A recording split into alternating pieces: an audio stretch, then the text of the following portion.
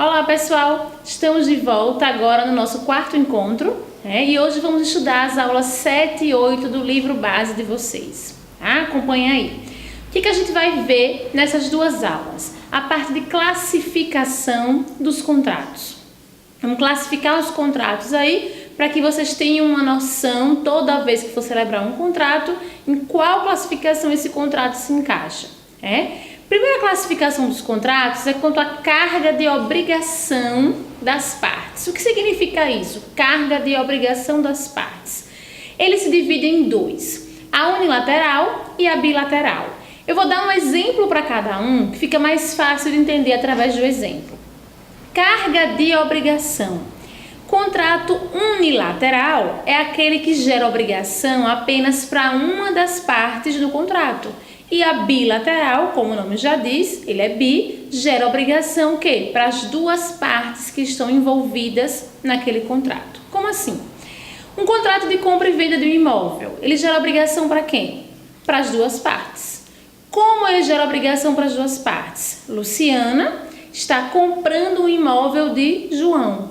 Isso gera uma obrigação para mim de efetuar o pagamento e gera uma obrigação para ele ao receber o pagamento de me entregar as chaves daquele imóvel.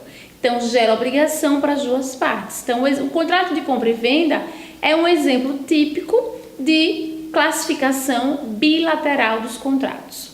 Quanto à classificação unilateral, é aquela que gera obrigação apenas para uma das partes. Um exemplo clássico também, um contrato de doação. Eu vou doar para uma amiga um animal, por exemplo. Vou doar qualquer coisa que eu queira doar. O contrato de doação ele é muito prático. Até aqueles presentes que a gente dá quando a gente vai no aniversário, aquilo ali é uma doação, tá? Contrato de doação ele gera obrigação o quê? Em regra apenas para uma das partes, porque eu vou estar doando alguma coisa para alguém e aquela pessoa vai estar somente recebendo, sem ter nenhuma carga obrigacional naquilo ali, tá? Só uma observaçãozinha que o contrato de doação, em regra, ele é unilateral, que é o que a gente chama de contrato de doação puro e simples. Como exceção, nós temos aí o contrato de doação sendo bilateral, que é quando ele vai gerar uma obrigação para outra parte. Ele vai ser o quê? Um contrato de doação oneroso, né? Exemplo, eu vou doar uma fazenda para João, só que João tem a obrigação de sustentar e alimentar todos aqueles animais que estão naquela fazenda, tá bom? Então essa foi a primeira classificação aí quanto à carga de obrigações. Vamos agora para a segunda classificação, que é quanto ao sacrifício patrimonial. O que é isso? Sacrifício patrimonial. Também tem duas classificações. Ele vai ser gratuito ou ele vai ser o quê? Oneroso, né? O gratuito é aquele em que eu não vou ter nenhuma contraprestação. O mesmo exemplo da doação que eu dei, que gera obrigação apenas para uma das partes, ele pode caracterizar na parte do contrato gratuito. A pessoa recebe e não tem nenhuma contraprestação, ou seja, não paga nada por aquele contrato. Já a questão do oneroso, esse sim, vai existir uma contraprestação e ele vai efetuar um pagamento. Típico também o contrato de compra e venda, tá bom? Então, vimos essas duas classificações aí. A terceira classificação que tem no livro de vocês é quanto ao momento do aperfeiçoamento. Esse aí nós temos três classificações. O que é isso? O momento do aperfeiçoamento. O nome já disse. Quando é que esse contrato ele vai passar a ter validade? Ele vai se aperfeiçoar a partir de que momento, tá? Então, ele pode ser consensual, ele pode ser real ou ele pode ser virtual. O consensual é aquele contrato que o nome já diz, vai depender do consenso das partes, o momento em que ele vai começar a produzir efeitos jurídicos. Como assim? Vamos dar um exemplo. Eu vou em uma loja de departamentos, um supermercado, por exemplo, e vou comprar uma geladeira, tá? Comprando essa geladeira, comprei a geladeira hoje, essa geladeira não dá para eu levar no meu carro. E aí eu faço o quê? Efetuo o pagamento, passo lá, efetuo o pagamento. Aquele contrato está celebrado a partir daquele momento. Só que a empresa só leva a minha geladeira para casa daqui a 5 dias. Já tem validade aquilo ali? Totalmente validade. O contrato já está valendo a partir do momento em que eu efetuei o pagamento, mesmo sem eu ter recebido aquela geladeira ainda na minha casa. Por quê? Porque é um consenso das partes que eu, mesmo efetuando o pagamento, mesmo o contrato já tendo sido efetivamente celebrado, eu ainda não tenha recebido o objeto daquele contrato, ok? Já o contrato real, não. Ele só se aperfeiçoa, ele só passa a ter validade a partir do momento em que eu recebo aquele objeto. Como assim? Tem um contrato que a gente chama de contrato de depósito, né? Um contrato em que, por exemplo, eu vou viajar e preciso deixar meu carro guardado em algum local. Vou deixar meu carro no aeroporto, por exemplo. Vou pegar um voo e preciso deixar meu carro no aeroporto lá durante 2 dias, né? Isso aí é um contrato de depósito. Eu vou pagar por aquilo ali e o aeroporto ele tem a obrigação de zelar por aquele objeto, aquele carro, aquele bem que está ali naquele momento no pátio deles, tá? Eu posso, por exemplo, antes da viagem, 2 dias antes, comparecer no aeroporto e dizer, eu quero celebrar um contrato com vocês em que eu vou deixar aqui. Perguntar preço, perguntar tudo. Posso celebrar, assinar aquele contrato para segurar a vaga daquele estacionamento, só que ele só passa a ter validade no momento em que eu vou lá e entrego o veículo efetivamente.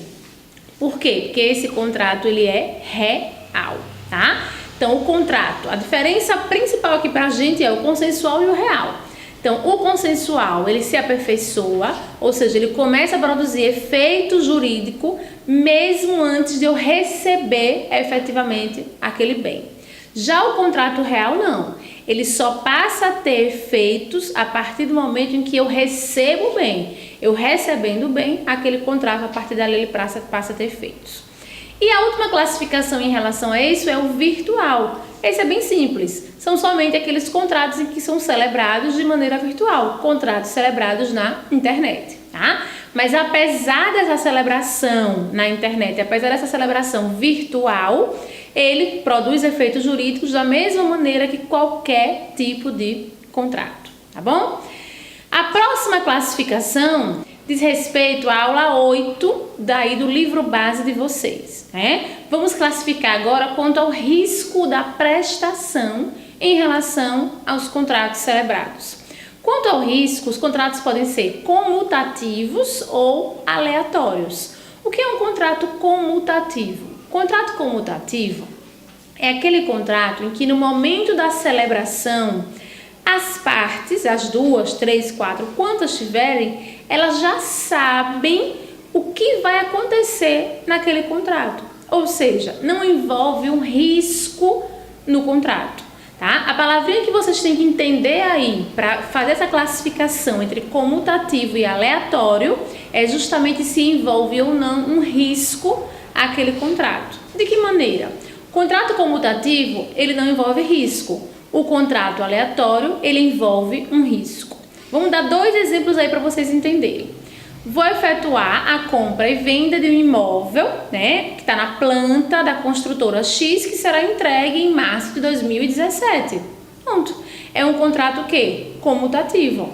Quando eu celebro aquele contrato, eu já sei a data que o imóvel vai ser entregue, apesar que pode ocorrer alguma falha na prestação, pode ocorrer algum atraso na obra, isso daí não interfere, né? Ele continua sendo um contrato comutativo, porque eu já sei que ao celebrar aquele contrato, eu paguei o valor X por ele, eu vou ter um imóvel a receber na data tal, mesmo que aconteça algum atraso, isso não desconfigura ele ser um contrato comutativo. Se acontecer atraso em obra, se acontecer qualquer alteração contratual que não estava prevista no contrato antes, isso vai ser resolvido depois, ou administrativamente ou judicialmente, né? Já o contrato aleatório, não. O contrato aleatório é aquele em que envolve um risco no momento em que eu celebro o contrato. Eu já sei que aquele contrato está envolvendo um risco. Risco de que maneira? Porque eu não sei como aquele contrato vai se desenvolver. Lembra aquele exemplo que eu dei na aula passada em relação à safra da laranja? A pessoa vai e contrata uma safra de laranja de um fazendeiro X.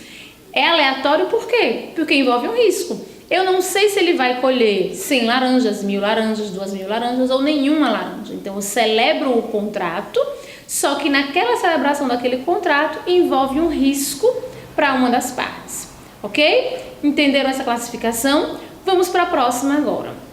Essa a gente já comentou também, essa que vem agora, ela é bem simples, né? Quanto à previsão legal, o que é isso? Se os contratos estão ou não previstos em lei. Já vimos que os contratos eles estão previstos aonde? No nosso Código Civil de 2002.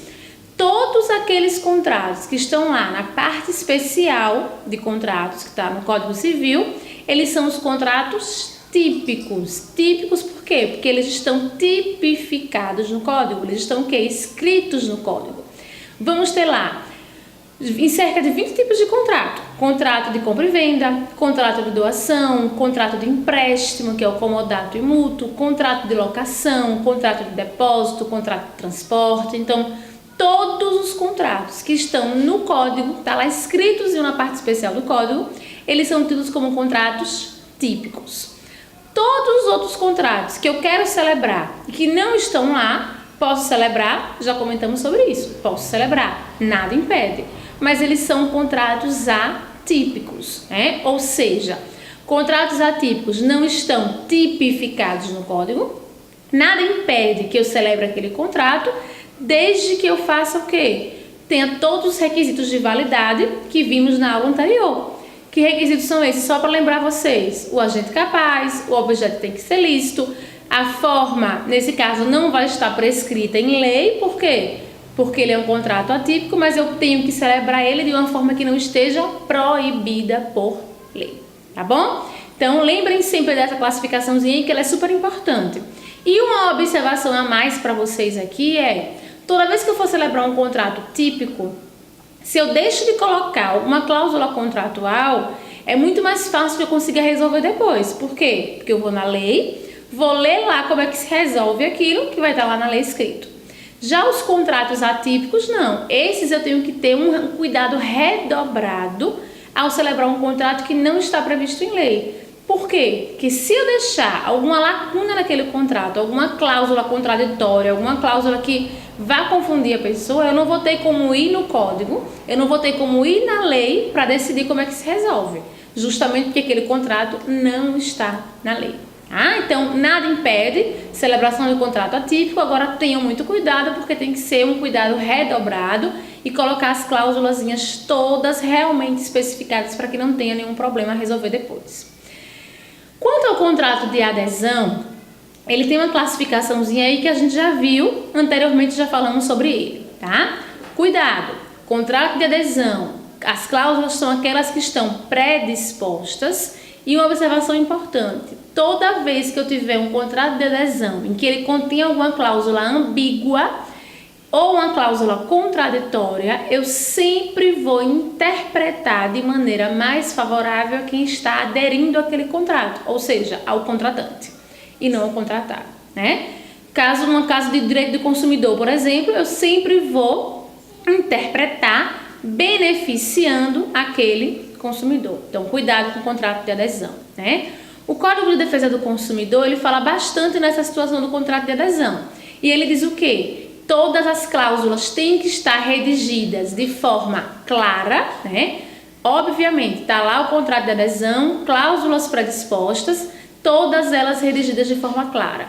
Sempre com letras legíveis. E toda vez que eu tiver uma limitação do direito da parte, eu tenho que colocar aquelas cláusulas em caixa alta, em negrito. Vejam que quando a gente celebra um contrato de adesão, sempre tem algumas cláusulas que estão maiores, ela tem que estar grifada. Por quê? Porque vai estar limitando o direito daquela pessoa que está contratando. Então, ele não pode ficar escondido para que depois a pessoa não alegue que ali foi uma cláusula abusiva, ok? Então, pessoal, esse foi a finalização do nosso encontro de hoje em relação à classificação contratual. Bons estudos e até o nosso próximo encontro.